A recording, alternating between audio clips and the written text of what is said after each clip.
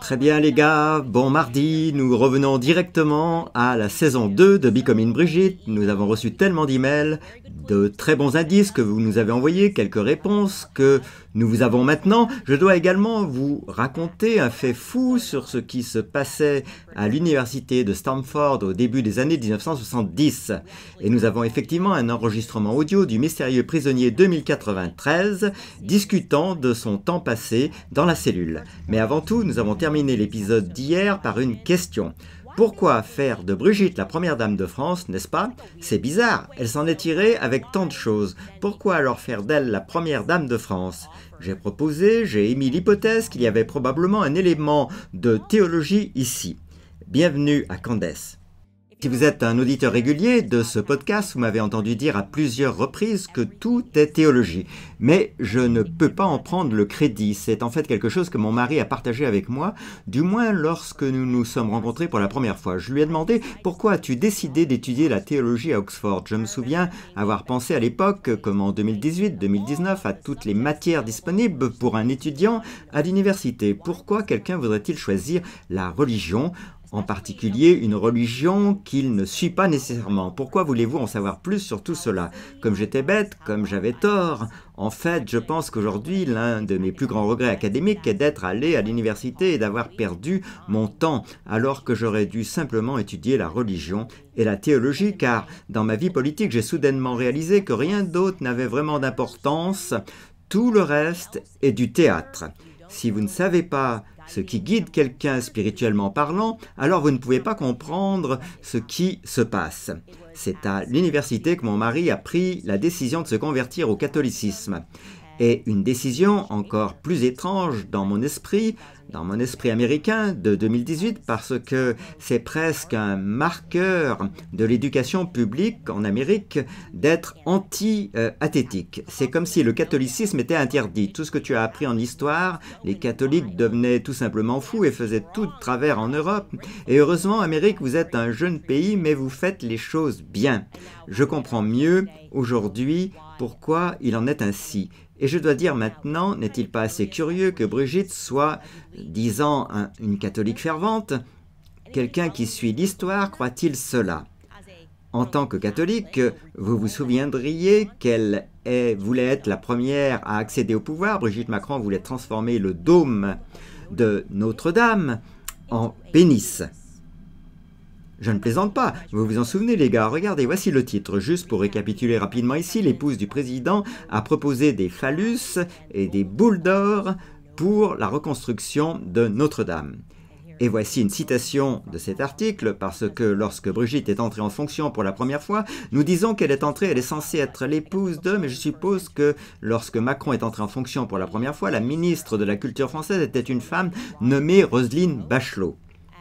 Et Roselyne Bachelot est celle qui a reçu la proposition de Brigitte. Et voici dans cet article ce que Roselyne Bachelot a résumé dans son livre. Elle écrit, je cite, « Je ne regrette pas cette insubordination. Quant au déjeuner avec Brigitte Macron quelques jours plus tard, elle me montre un projet surmonté d'une sorte de phallus dressé dont la base est entourée de boules dorées. » Je suis désolé, quoi ? Pour être clair, ils viennent de se débarrasser de cette femme, ils l'ont remplacée parce qu'ils disaient « Bon, tu ne veux pas mettre les boules d'or dans le dôme, tu ne veux pas faire ça, tu dois y aller, au revoir Roselyne. » Et Roselyne ne regrette pas, comme elle ne devrait pas, son insubordination parce que, diable, je l'obtiens, je sais ce qui se passe, car quelle meilleure façon de détruire vos véritables ennemis que de dire de l'intérieur « je suis catholique ». Et Macron et moi sommes tombés amoureux. Il avait 14 ans, je comprends. Je dois vous dire autre chose sur moi, un petit fait. La première chose que j'ai toujours voulu faire dans la vie, je m'en souviens très bien, c'était être archéologue. En troisième année, je suis devenu un peu obsédé, nous l'apprenons, l'archéologie. Je ne sais pas vraiment ce qui m'a motivé au-delà de l'apprentissage de l'Égypte. Inutile de dire que ça n'a pas marché pour moi dans la vie. Mais mon intérêt pour les artefacts déterrés, qui révèlent des secrets du passé, eh bien, ne m'a jamais quitté. C'est pourquoi cet artefact, il y a plutôt un artefact dans cette saga Brigitte Macron et il a complètement piqué mon attention. Et je me suis dit, vous savez, j'ai l'impression que je devrais faire attention à ça pour une raison quelconque. Alors voici la vraie histoire. Voilà, c'est juste un fait. À Amiens, Rappelez-vous que c'est la ville où Emmanuel Macron et Brigitte Macron sont nés. Il y a un artefact qui a été découvert en 1845. C'était une statuette en bronze. Elle se trouvait sur la propriété de ce militaire nommé capitaine Bernel. Maintenant, je ne sais pas si c'est à cause d'une barrière linguistique qui existe, mais je ne suis actuellement pas en mesure d'en apprendre davantage sur ce capitaine Borel, à part le fait que cette statue a été trouvée spécifiquement dans le quartier d'Henryville, à Amiens. Maintenant, si Henryville vous dit quelque chose, c'est parce que vous vous souviendrez que c'est le quartier spécifique dans lequel Emmanuel Macron a grandi avec Manette. Ouais, alors j'étais intéressé et je suis désolé, je suis intéressé parce qu'ils ont décidé de nommer cette statue. C'est toujours à Amiens, il s'est présenté dans un musée, le dieu d'Amiens. Par exemple, je suis désolé, mais si j'allais dans mon jardin et que je déterrais quelque chose qui ressemblait à une figurine païenne, je ne l'appellerais pas le dieu de quoi que ce soit. Je dirais « Oh, nous avons trouvé cela intéressant », mais quelqu'un a pris la décision de nommer cela le dieu d'Amiens. J'avais besoin d'en savoir plus car on peut toujours compter sur moi pour ne pas me mêler de mes affaires, d'accord? Et comme je l'ai dit, ce qui m'a attiré, c'était son nom. N'est-ce pas? Aucun d'entre nous ne ferait ça. Pensez-y maintenant. Peu importe ce que vous déterrez dans votre jardin, vous n'allez pas le placer dans votre maison et l'appeler un dieu, à moins que vous ne soyez peut-être vous-même païen. Alors regardons la statue, n'est-ce pas? Il manque quelque chose à la statue elle-même dans sa main des deux côtés. En fait, vous remarquerez également que la statue elle-même ressemble à un jeune garçon. Il a une oreille animale. Je peux vous dire maintenant que ce qui est censé être dans sa main gauche, vous pouvez voir qu'il manque quelque chose dans cette main gauche, c'est un serpent, d'accord? Et qu'est-ce qu'il est censé y avoir dans ce bras cassé?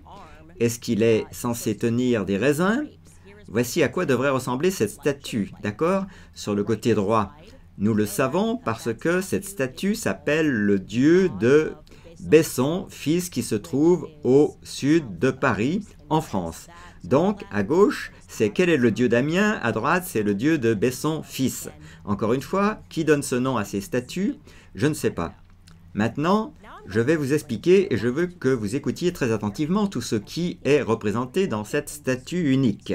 Dieu, entre guillemets, Dieu abamien, d'accord, le roi Midas est représenté par l'air animal, Sibili, qui était un démon et aussi l'ancienne déesse mère d'Anatolie, qui se castre, est représenté par le serpent. Et puis, Dionys porte également le nom Hadis et est représenté par les raisins. Ok, c'est l'homme à l'air efféminé. Et enfin, l'oreille de chèvre est Pan. Je vais vous raconter l'histoire de la façon dont tout cela se met en place. Comment ces personnages mythologiques sont tous liés à la même histoire. Il s'avère que la statue est liée à la croyance païenne sur la façon dont Phria, une région de la Turquie moderne en Anatolie, est née. Je vous montre ça sur la carte, c'est pertinent. La Turquie est toujours très pertinente. L'histoire raconte qu'il y avait un oracle qui a été consulté pour déterminer qui deviendrait le prochain roi de Phria. En règle générale, consulter un oracle implique généralement une grande prêtresse qui devient possédée spirituellement par les divinités et est capable de communiquer des messages. Cet oracle particulier déclara que ce serait Gordius qui deviendrait le roi de Phria, et il ferait cela une fois qu'il serait arrivé à Phria avec sa charrette aux côtés de la grande prêtresse Agugustus. D'accord? Aguguste était hermaphrodite. Les dieux craignaient cette monstruosité, la voyaient comme un démon, et c'est pourquoi ils castrèrent Agathus. Et puis elle était ce qui restait, c'était une femme, je suppose. Elle devient sibilante. Certaines de ces choses commencent à vous sembler familières. C'est comme si, vous savez, c'est un peu comme si les histoires se mélangeaient. Vous obtenez la Vierge grecque, la romaine, la Vierge turque, mais suivez-moi. Suivez-moi avec ça, je veux être clair ici, ok? Pour les anciens Turcs, il n'y a pas de déesse plus élevée que cette prêtresse Cybele. Elle est leur magna mater, la grande mère de l'Anatolie. Alors Cybele continue et elle est mère de 2 enfants. Ne vous inquiétez pas, je vais vous montrer un thème familial mythologique. Cybele continue et devient mère de 2 enfants. La première qu'elle enfante avec le roi Gordius, n'est-ce pas? Ils sont allés ensemble en ville. Cet enfant devient Midas. Tout le monde connaît le roi Midas, n'est-ce pas? Le roi Midas, la touche d'or, et son autre enfant, dont elle s'occupe, est avec quelqu'un d'autre. Et c'était un peu un scandale de savoir comment cet enfant est né. Cet enfant est Dionys. Vous vous souviendrez maintenant que Brigitte Macron d'Amiens a personnellement choisi Thomas Joly pour organiser ce spectacle olympique désormais tristement célèbre qui a scandalisé le monde. Pour une raison quelconque, Brigitte a été intimement impliquée dans la planification de cette performance quand le monde s'est opposé à ce qui ressemblait à une promotion de l'idéologie trans et à une parodie de la scène. Curieusement, le palais de l'Élysée a réfuté, entre guillemets, en précisant au public qu'il s'agissait en réalité d'un hommage à Dionys, le dieu grec du vin et de la vengeance représenté dans cette figurine du dieu d'Amiens. D'accord ? Rachid est allé si loin que cela signifiait tellement pour elle de clarifier ce point qu'elle le stipule dans son procès contre moi. Cette performance parlait en fait d'un dieu grec. Owen serait même allé jusqu'à affirmer que la cérémonie d'ouverture des Jeux Olympiques de 2024, qui était un hommage à la mythologie grecque, avait été conçue pour honorer Brigitte Macron parce qu'elle était transgenre. Oh! Donc, vous répétez que c'est censé être quelque chose lié à la Grèce. Encore une fois, j'aurais dû le remarquer à ce moment-là, mais c'est un autre indice. Ils en disent beaucoup trop. Le palais de l'Élysée, c'est beaucoup trop quand ils font semblant d'être indignés par quelque chose. Retour à Dionysos, n'est-ce pas, le deuxième enfant de Cybele. Dans la mythologie grecque, l'histoire raconte que Zeus est tombé sous le charme de cette prêtresse Cybele. Zeus, si vous le savez, il trompait tout le temps Ea, sa femme, et l'un de ces individus, c'est Cybele. Il est enchanté par cette prêtresse et il commence à la voir à côté, et le résultat final est que Cybele tombe enceinte de son enfant. Ah, la femme de Zeus décide... Oh, c'est fou! Et elle est dans un accès de rage et elle décide qu'elle va se déguiser en infirmière et qu'elle va s'attirer les bonnes grâces d'une Cybele enceinte et manipuler Cybele en semant des graines de doute dans son esprit comme « Oh, es-tu sûr que ton amant est Zeus comme le dieu Zeus ?» Et Cybele dit « Oui, je suis sûr. » Qu'elle dit « Comment es-tu sûr de l'avoir déjà vu s'il s'est déjà présenté dans sa forme divine complète comme j'ai l'impression que tu devrais découvrir si c'est vraiment Zeus ou non, c'est ça et ça marche. » La raison pour laquelle Hera veut que Cybele demande à Zeus d'apparaître devant elle dans sa gloire divine et que, mythologiquement parlant, si un dieu apparaissait dans sa pleine divinité devant un humain ou une prêtresse, cela tuerait automatiquement cette personne. La vue est tout simplement trop divine, et comme je l'ai dit, l'astuce du héros fonctionne. Cybele dit alors, Zeus, si tu es vraiment Zeus, apparaît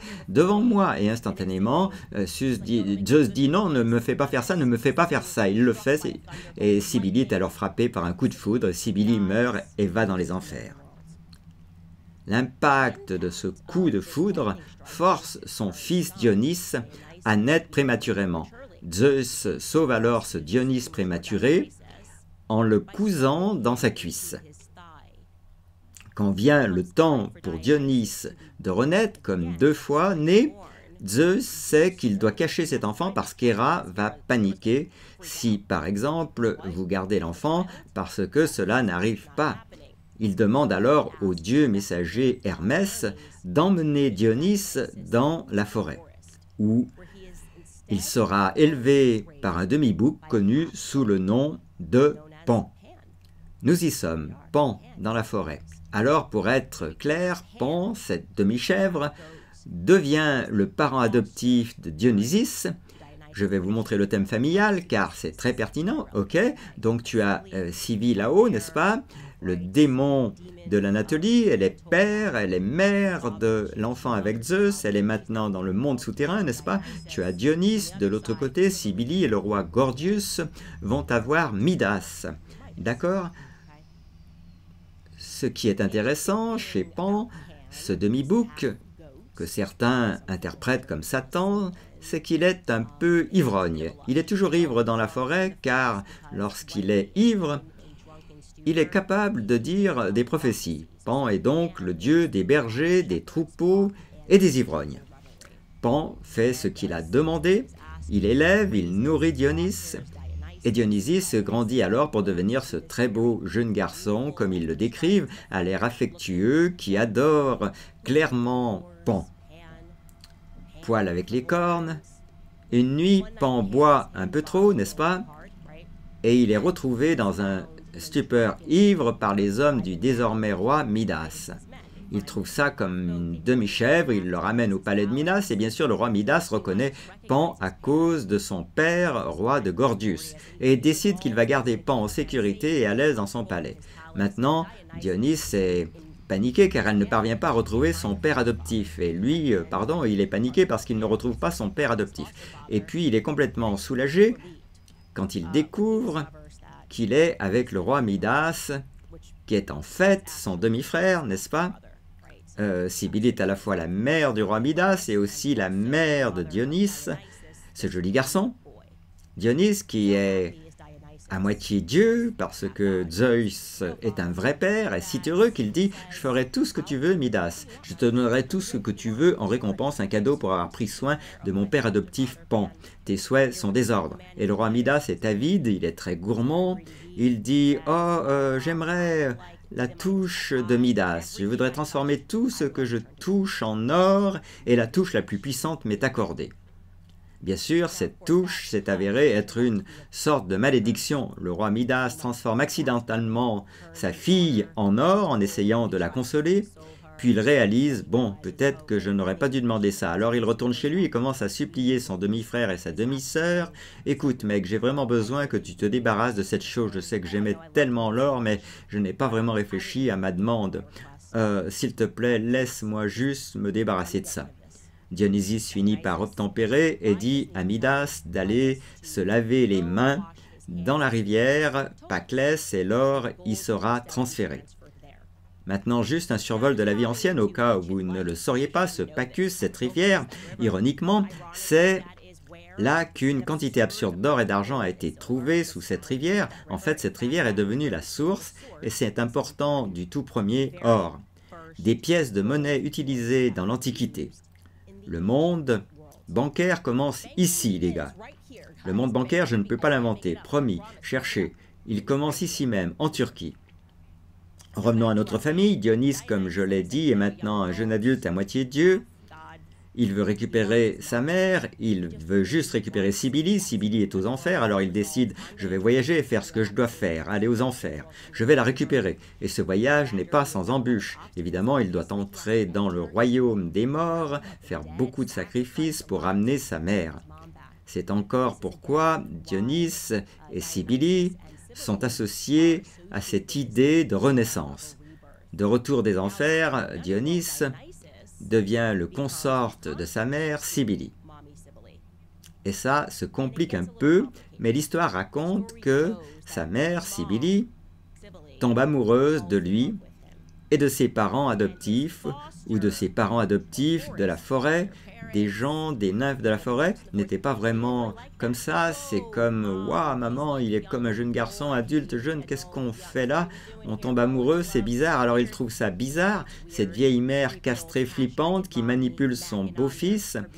Et ils avaient d'autres plans pour lui. Ils l'emmènent, ils veulent qu'il épouse quelqu'un d'autre, mais l'amour que cette prêtresse, grande prêtresse, je crois, ressentait pour ce garçon, son fils, était trop fort.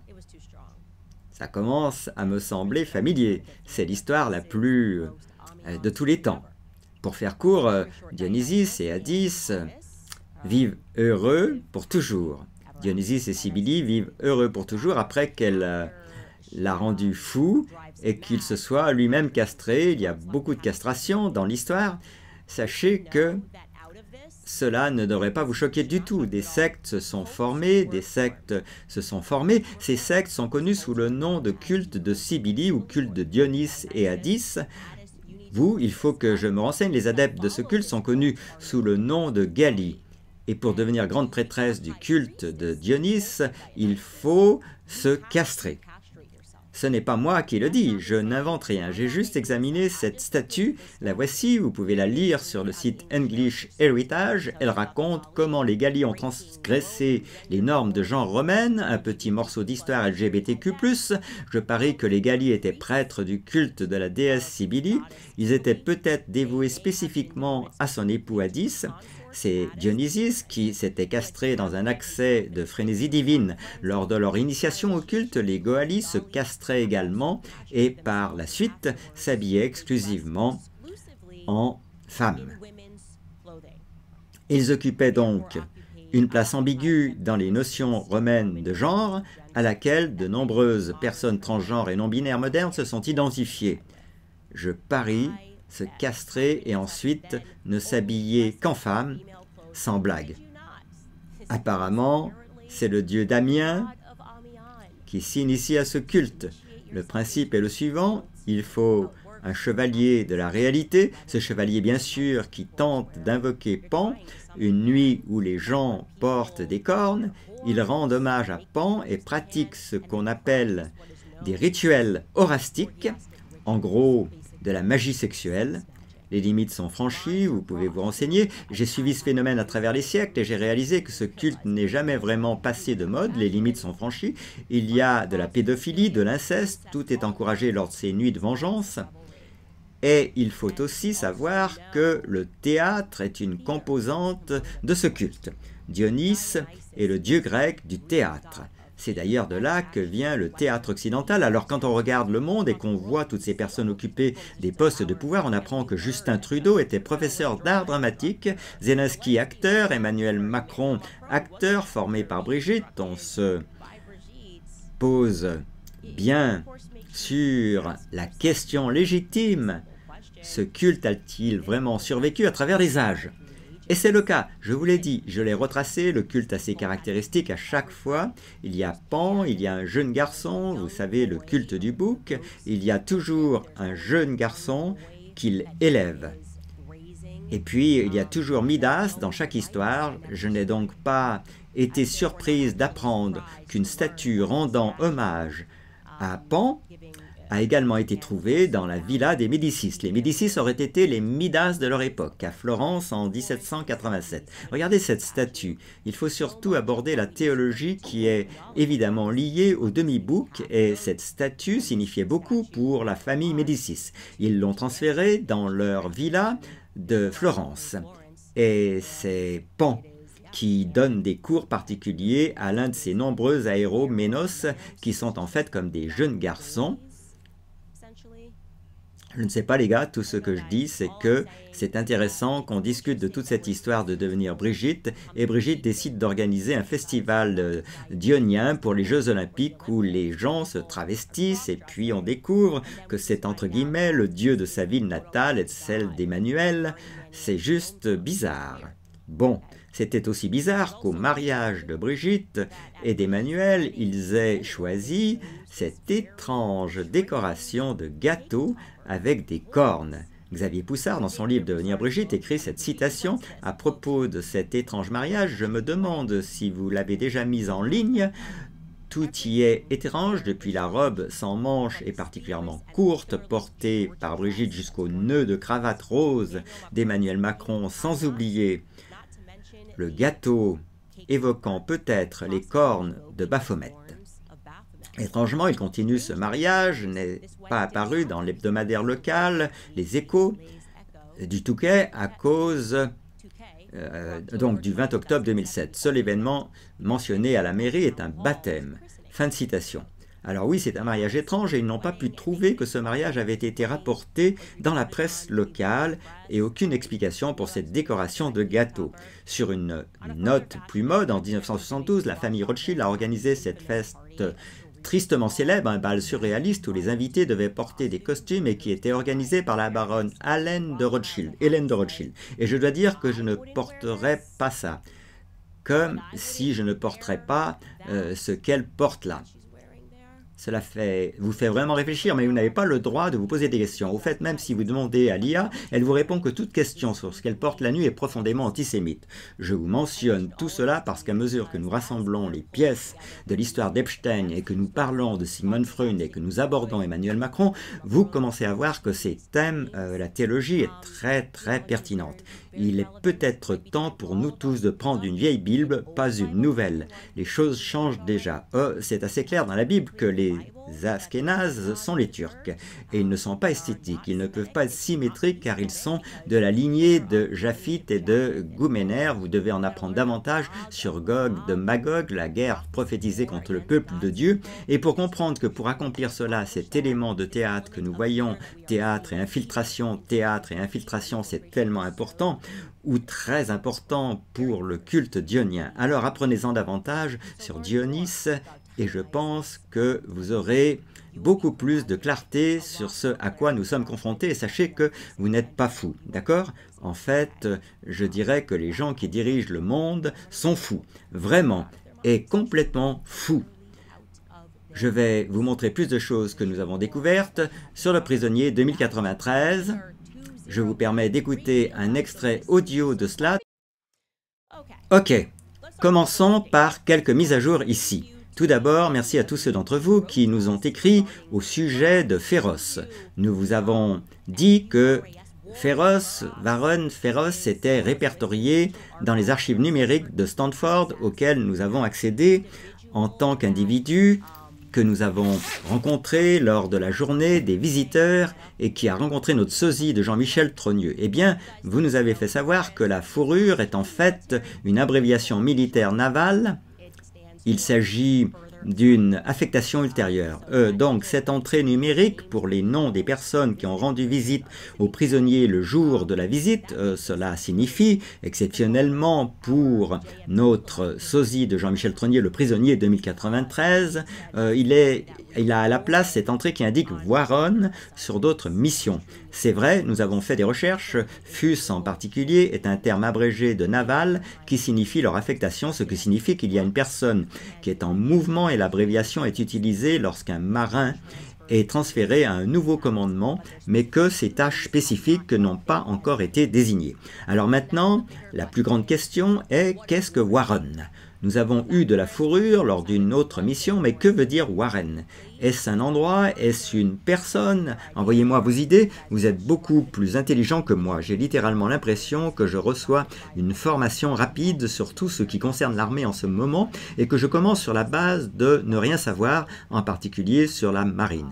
Alors nous verrons ce que vous nous proposez, quelque chose que je voulais vous dire hier, mais nous manquions de temps.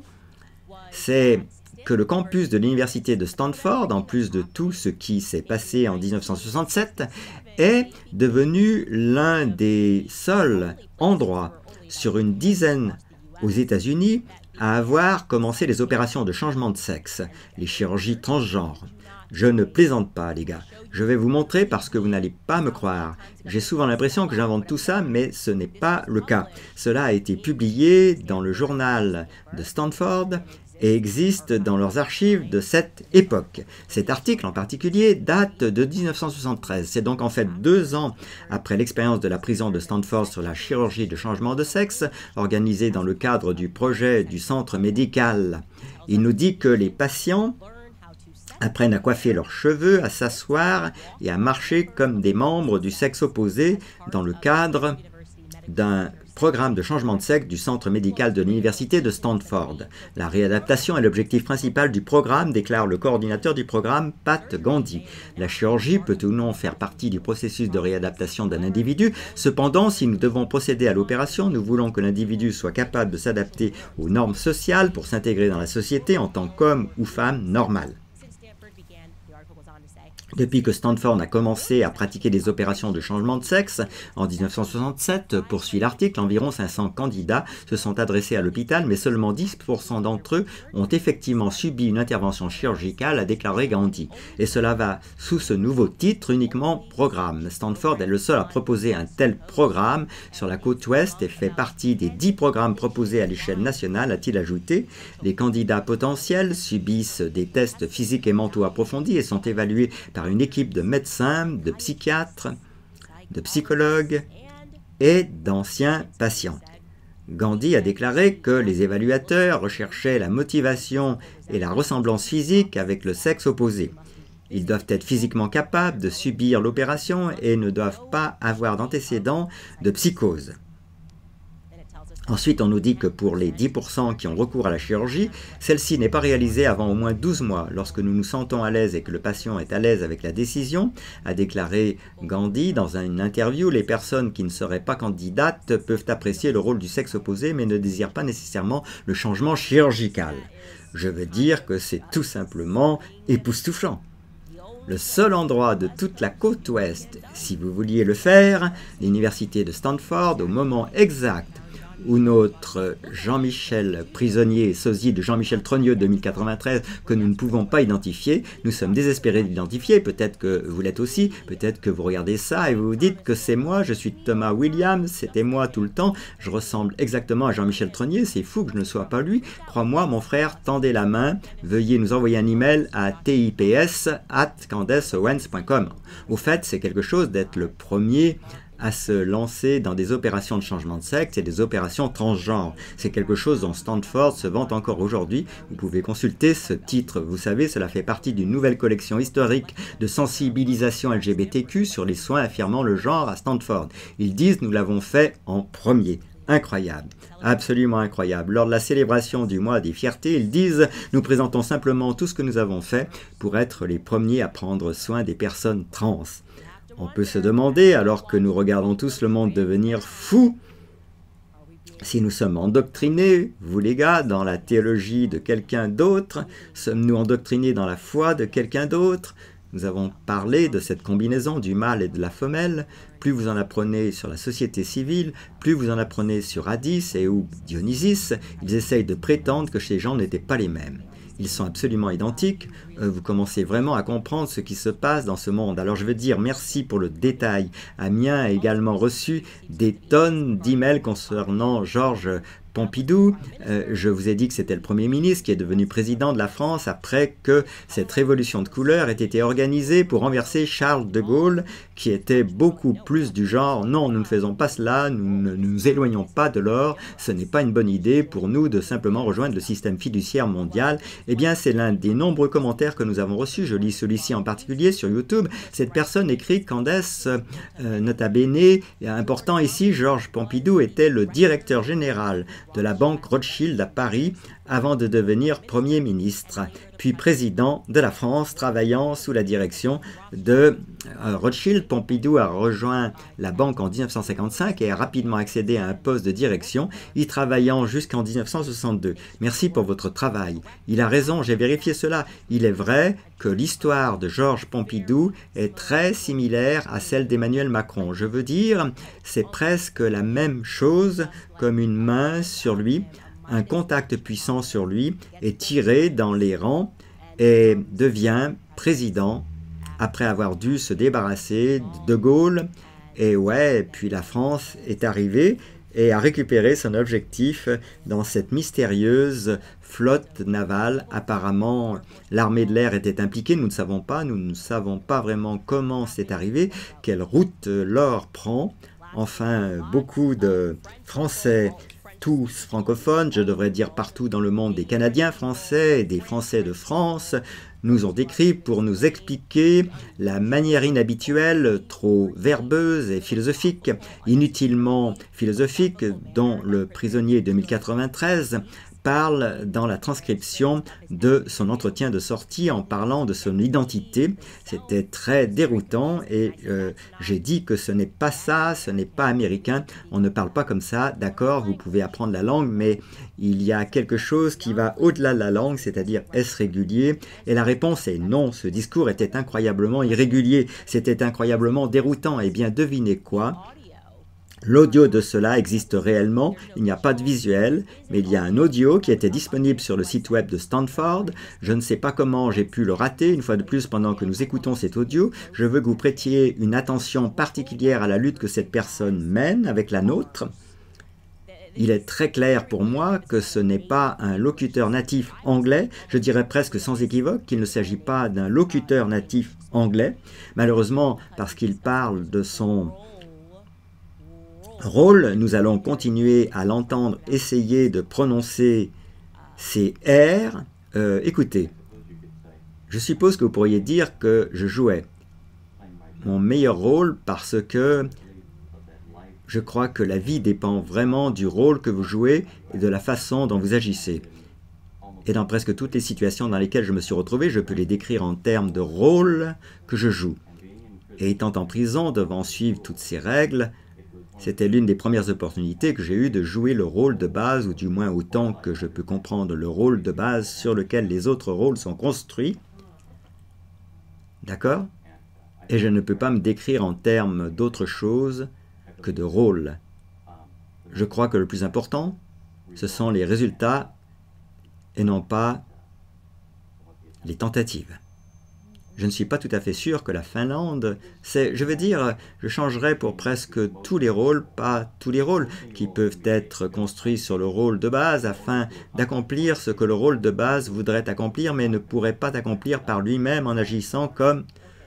Oh, je vois, d'accord. Non, elle ne voit pas. Le rôle que tu as joué, le rôle de prisonnier cette semaine, maintenant suppose que tu sais que la sélection aléatoire a fini par te faire devenir gardien à la place. Dans quelle mesure penses-tu que tu aurais pu entrer dans le rôle de gardien? Je pense que j'aurais pu aussi jouer le rôle d'un bon garde. Je pense que j'aurais pu intégrer ce rôle de manière à en être satisfait. Selon les critères de quelqu'un d'autre, je ne sais pas.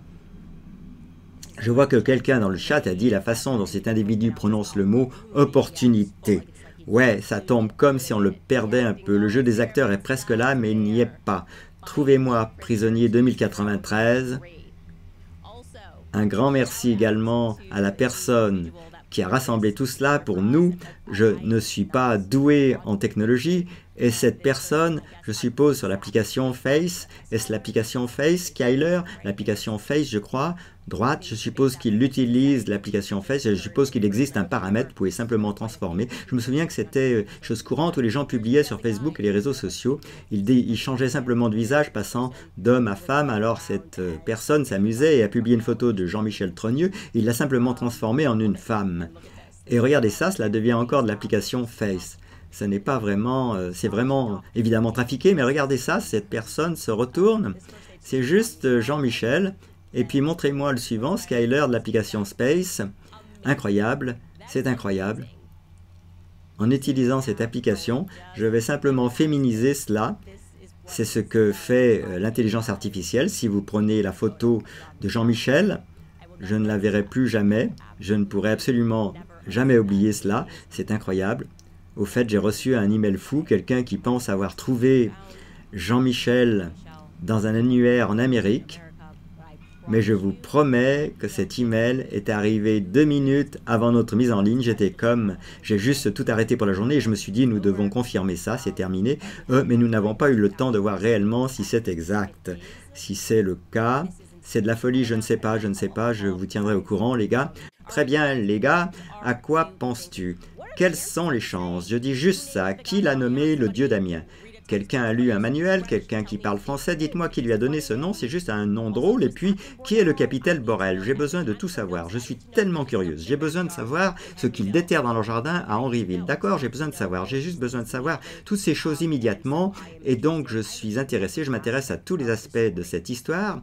Ça va te coûter cher, Braz. Écoutez, je n'ai pas l'argent que vous avez derrière vous, mais je suis intéressé. Et je me concentre sur le fait de tout révéler parce qu'il y a, comme je l'ai dit, une véritable obscurité spirituelle ici. Mais je crois que cela est révélé, n'est-ce pas? Je crois que cela a fait le tour de cette terre et que cela est en train d'être révélé. Lexi écrit « Continuez la série Epstein, s'il vous plaît, elle devenait tellement bonne, j'adore votre travail, ne vous inquiétez pas, on n'en a pas fini avec tout. Ces séries sont toujours en cours, elles sont toutes en cours, car tant que le monde entier n'aura pas pris conscience du mal, il faudra continuer. » La modératrice Marzi écrit « Donc cette secte de Dionys prouve littéralement que tout est faux et gay. Oui, l'aspect théâtral est incroyable. Vous savez réaliser qu'on pourrait jouer dans des rôles militaires, pensez-y, des acteurs militaires. J'ai toujours eu des soupçons à ce sujet. Est-ce que je pensais pouvoir relier ça à la secte de Dionysus? Non, mais il y a des gens sur lesquels j'ai toujours des doutes, comme Chopin, qui est toujours là, au bon ou au mauvais moment, à s'impliquer. Je me dis que ce type doit être à la CIA, non? Il y a des acteurs militaires, bien sûr qu'il y en a. Au fait, je dis ça soi-disant avec Chopin, je ne sais pas avec certitude, je ne sais pas, je ne sais pas. Bon, parfois je sais, c'est tout, je ne sais pas, mais je sais. J'y pense parce que ces gens sont essentiellement des gitans, d'accord? Ce sont des gitans, ils peuvent monter une performance, se transformer, devenir autre chose, et ils font croire à leur entourage qu'ils sont ceci, cela. Et c'est incroyable de voir à quel point la psychologie s'est consacrée à voir si on pouvait influencer la psyché, le psyché des masses, la psyché des masses par la performance. Et oui, si vous lisez le livre Chaos dans les années 60, vous verrez qu'ils étaient vraiment passionnés de psychologie et de performance, et ça s'est produit partout dans le monde, et je pense que ça dure depuis bien plus longtemps qu'on ne le pense. Holly écrit qu'Anis s'intéressait au culte où les hommes castraient leurs parties génitales et les plaçaient sur des arbres lors d'un rituel. C'est la même histoire, c'est l'histoire d'Addis. Ceci est lié à la tradition de mettre des boules rouges sur le sapin de Noël pendant le solstice d'hiver. Oh là là, je ne pourrai jamais oublier. Je ne pourrais jamais oublier ça, je sais exactement de quoi tu parles car il y a l'histoire d'Addis dans la forêt et ce qui se passe après qu'il se soit castré. Je suis tellement bouleversé que je ne pourrai jamais oublier ça. Merci pour ça. Crie et crie, c'est incroyable ce qu'on découvre quand on veut savoir si l'épouse du président français a un eh bien demande à Tim Dillon. C'est vrai, et comme je l'ai dit, tout ce cheminement, c'est évidemment qu'il y a tellement de choses qui sont simplement divines, ce qui m'intéresse, qui me passionne suffisamment pour ne pas lâcher prise. Lorsque les médias se sont rués sur moi et m'ont dit non, non, non, non, non, c'est fou cette idée, je me suis dit de quoi tu parles, c'est une histoire très solide et maintenant le monde entier est à l'écoute. Magie écrit, si nous ne sommes pas dans la matrice, c'est la matrice, pardon, c'est au moins ça. Un univers parallèle que nous commençons à voir parallèlement à notre réalité. J'ai mal à la tête, ouais, oh, c'est une matrice, mes amis, c'est une matrice, et comme je l'ai dit, vous devriez peut-être vous acheter une vieille Bible. Essayez de comprendre où ces tribus sont allées, ce qu'elles faisaient. Non, tout le monde n'était pas schémétique. Vous savez, de Shem, c'est très important. C'est une raison pour laquelle ils nous ont créés pour nous endoctriner davantage dans leur culte. Quand on apprend à l'école, oh c'est de la science, c'est du transgendérisme, ils ont tout transformé de la science, ils l'ont compris, c'est le truc. Dites aux gens que vous êtes trop intelligents pour croire en Dieu, alors qu'ils croient en leur Dieu, et ils vont vous endoctriner pour adorer leur Dieu. Comme l'avortement, les sacrifices qui leur sont faits, bien sûr. Et on peut remonter ça à travers les époques jusqu'à une tribu spécifique. Vous savez, le meurtre d'enfants, vous les reconnaîtrez toujours à leurs fruits, n'est-ce pas? Et cette histoire de transgendérisme, je vous disais que la Kabbale, il croit que la Kabbale est enracinée en Turquie. La Kabbale, cette combinaison du masculin, c'est genre, oh mon Dieu, pour eux, c'est le sommet, c'est possiblement cet hermaphrodite, l'hermaphrodite Cybili ou Agitatus distus, peu importe le nom que vous voulez utiliser, que vous lisiez du grec romain, du turc, de l'égyptien, vous savez, les histoires sont racontées encore, et ça donne mal à la tête, mais ça vous clarifie aussi, parce que si vous n'êtes pas dans les sectes, alors vous devez les combattre. Et savez-vous comment les combattre au mieux? L'auteur de Mensonges avec la vérité, c'est aussi simple que ça. C'est aussi simple que ça. Rebecca écrit Candice, tu devrais te pencher sur le désastre du Titanic. Oh allez, vous savez, je connais déjà la réserve fédérale et l'histoire du Titanic. En gros, pour en revenir à cette secte gitane, les gitans, comme on l'a appris à mon club de lecture, ils ont créé Hollywood, le truc ultime pour qui crée Hollywood et donne tout sous un écran, c'est que ça leur permet de raconter leur histoire et de nous submerger d'émotions. Ça leur permet aussi de nous posséder avec des mensonges. Et oui, l'histoire du Titanic ne parlait pas vraiment d'une femme jetant quoi? Qu'est-ce que c'était? Qu'est-ce qu'elle jetait à l'océan? Une émeraude dans l'océan et tombant amoureuse de Léonard de Vinci? Qu'est-ce que c'est? Un saphir. Oui, c'était un saphir, tu as tout à fait raison. Et elle dit, mon cœur va continuer. Et elle dit ça. Ouais, ce n'était pas vrai, ce n'est pas réel, les gars. Je suis désolé de vous le dire, et quand vous serez prêts, je sais que ça peut paraître un peu tôt, car on a beaucoup à digérer, quand vous serez prêts à discuter de l'alunissage de Brigitte avec les Américains, vous me le ferez savoir. Et si vous êtes prêts, il y a déjà un épisode précédent sur ce sujet et son lien, croyez-le ou non, avec les membres d'une secte de magie sexuelle, le Jet Propulsion Laboratory, précurseur du programme Apollo. Ils pratiquaient des rituels sexuels. Quand vous serez prêts, la secte de Dionysus est présente dans l'histoire de la NASA et il semble donc pertinent et intéressant d'explorer la raison pour laquelle Brigitte était présente lors de l'alunissage. Et soit dit en passant, comment a-t-elle vécu cela? J'ai tellement de questions. J'ai hâte de faire prêter serment à cette femme mythique. Très bien les amis, on se retrouve au club de lecture et sinon, à demain!